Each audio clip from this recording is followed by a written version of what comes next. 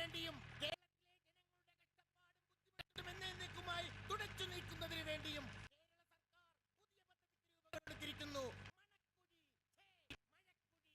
മഴയെ സ്നേഹിക്കൂ, മഴവെള്ളം സംഭരിക്കൂ,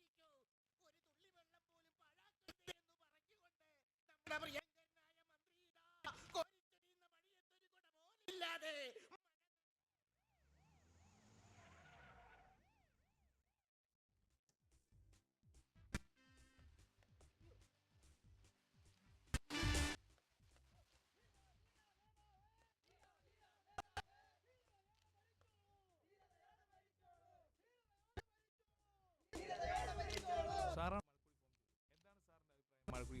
മഴക്കുഴി നല്ല ഒന്നാമത് അതിന് കേരളത്തിലെ ജനങ്ങൾ പട്ടിണിയും വരൾച്ച കൊണ്ട് നട്ടം തിരിയത് കണ്ടപ്പോൾ അവരൊരു നേരത്തെ വെള്ളമേൽ കുടിച്ച് മരിക്കട്ടെ എന്ന് കരുതിയാണ് ഞാൻ ഈ മഴക്കുഴി കുളിച്ചത്.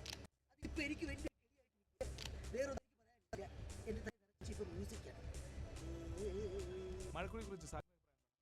മഴക്കുഴി ഞാൻ തന്നെ ഭരണത്തിന് ആവേശകര കുഴി കുഴിച്ചു. പലരെയും ചാടിക്കാൻ നോക്കി. അവസാനം ഞാൻ കുഴിച്ച കുഴി സാറിന് എന്താണ് മഴക്കുഴിയെ കുറിച്ച് പറയാനുള്ളത്?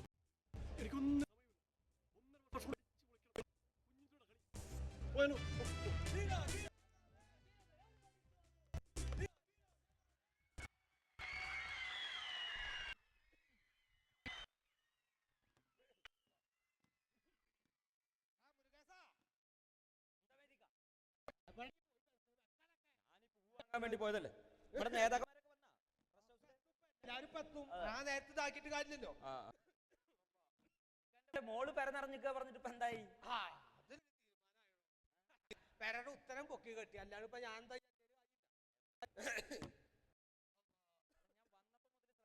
ഇങ്ങനെ ചുമക്കണ്ടല്ലോ, എന്താ അസുഖ? വയ്യടൊക്കെ തീരെ മോളുടെ കുട്ടിക്ക് തീരെ സുഖമില്ല. എന്താ അതിനെന്താ ഇപ്പോഴത്തെ ഒരു എന്താ ലുങ്കി തുണി അങ്ങനെ ഒരു പനി ഉണ്ടല്ലോ, ഡെങ്കിപ്പനി. പറയണ്ട, പേടിക്കാനൊന്നുമില്ലല്ലോ, പഞ്ചായത്തിൽ നിന്ന് മരുന്ന് കൊടുക്കണ്ടല്ലോ. പഞ്ചായത്തിലെ ആള് കത്തിട്ട് മരുന്ന് കൊടുത്തിട്ടുണ്ടാ.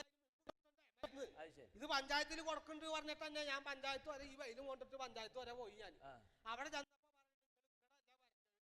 മറ്റേ ബ്ലോക്കിലേക്ക് പോയി.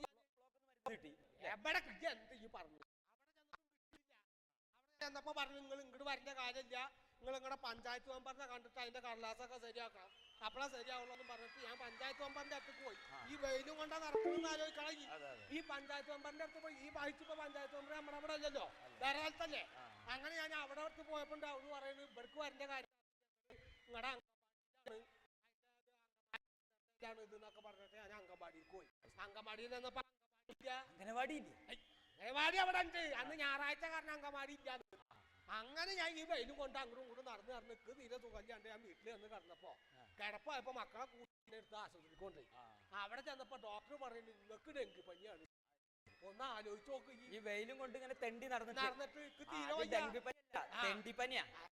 അതൊക്കെ നിങ്ങളുടെ ഒരു കൂട്ടുകാരല്ലേ ഒരു കൃഷ്ണൻകുട്ടി, അവ എവിടെ? കൃഷ്ണകുട്ടി ശരിയല്ല. എന്താ ഈ പറഞ്ഞത്? നല്ല ഒന്നാന്തര മനുഷ്യൻ, എങ്ങനെ ഒരു തങ്കപ്പെട്ട മനുഷ്യൻ. എന്താ ഒരു സീറ്റ് കളി ഇല്ല.